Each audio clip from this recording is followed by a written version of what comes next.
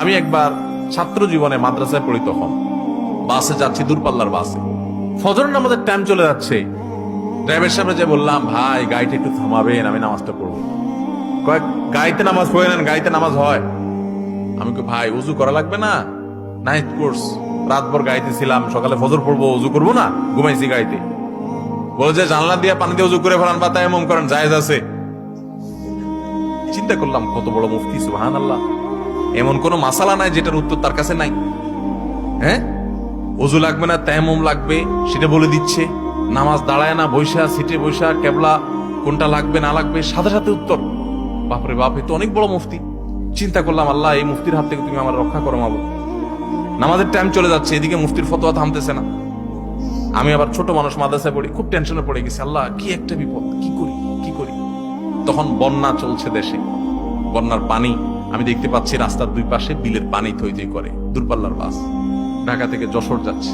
তো আমি দুই পাশে যখন পানি দেখলাম, বললাম ভাই একটু থামাইলে, ভাই পাশেই পানি আছে ভাই, আমার 2 মিনিট লাগবে পানি দিয়ে উজু করতে, আর আমি ফরজ 2 রাকাত পড়বো, দৌড় দিব ভাই।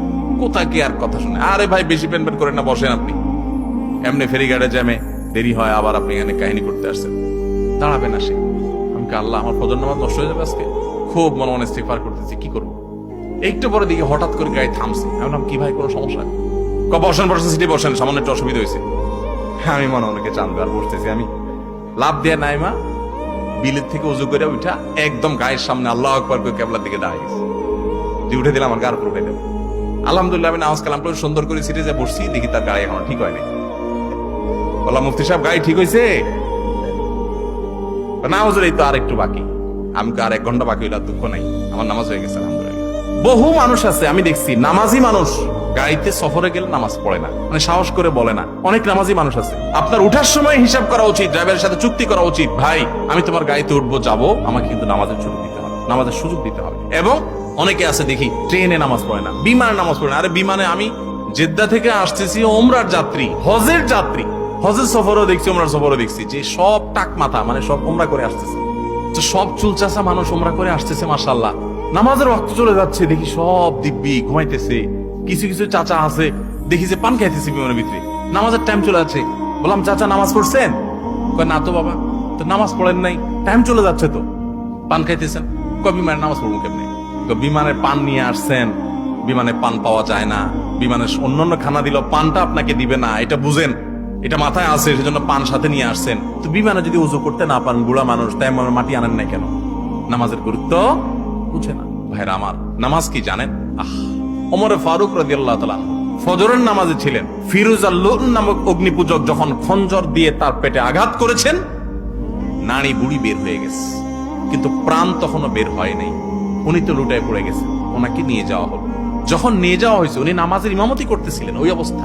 যখন তাকে নিয়ে যাওয়া হলো, ওমর ফারুক রাদিয়াল্লাহু তাআলা আনহু মানে সেন্সলেস। তো হঠাৎ সেন্স আসলে উনি মাথাটা উঁচু করছেন। ওনার ছেলে মেয়েরা, পরিবারের লোকেরা সবাই দৌড়ে আসছে, মনে করছে শরীর থেকে এত রক্তক্ষরণ হয়েছে, প্রাণ বের হয়ে যাবে যে কোনো মুহূর্তে, হয়তো একটু পানি চায় শেষ মুহূর্তে।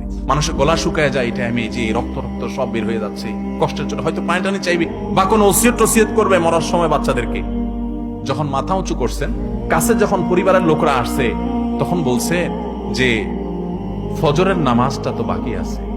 যে মানুষগুলো জামাতে নামাজ পড়ছিল তাদের নামাজের কি হচ্ছে আর আমার নামাজের কি হচ্ছে, নামাজ নিয়ে চিন্তা এবং প্রশ্ন রু বের হয়ে যাচ্ছে। তখন আমাদের প্রিয় নবী সাল্লাল্লাহু আলাইহি ওয়াসাল্লাম জীবনের শেষ ওসিয়ত, শেষ উপদেশ, আসসালাহ আসসালাহ ওয়া মা মালাকাত আইমানুকুম। ও দুনিয়ার মানুষ, নামাজ নামাজ খেয়াল রাখি। কিয়ামতের ময়দানে দেখবেন প্রথম হিসাব আল্লাহ তাআলা নেবেন, আমলের মধ্যে প্রথম হিসাব নেবেন। নামাজের হিসাব আগে দাও। নামাজের হিসাব যা ঠিকঠাক হয়ে গেছে, ভেজাল পাওয়া যায় নাই, অন্য সবগুলো আল্লাহ তাআলা সহজ করে দিবেন। এই জন্য ভাইয়ের আমার, কোন অজুহাতে গাড়ির জ্যামে পড়ছেন, এটা করছেন সেটা করছেন, এই অজুহাতে নামাজ দেরি করবেন, এই সুযোগ আপনি প্রয়োজনে গাড়ি ছেড়ে দিবেন। হ্যাঁ, কোথাও যদি এরকম হয় যে এই মুহূর্তে এই জায়গায় গাড়ি ছাড়লে আপনি বিপদে পড়তে পারেন, তাহলে সেটা ভিন্ন কথা। কিন্তু ওইরকম কেস সাধারণত আমাদের দেশে এরকম জায়গা নাই, খুব কম। আপনি চাইলে নামাজ পড়তে পারেন। অতএব কোনো ওয়াজিবে নামাজ কাজা করা যাবে। আল্লাহ তাআলা আমাদের সবাইকে তৌফিক দান করুন।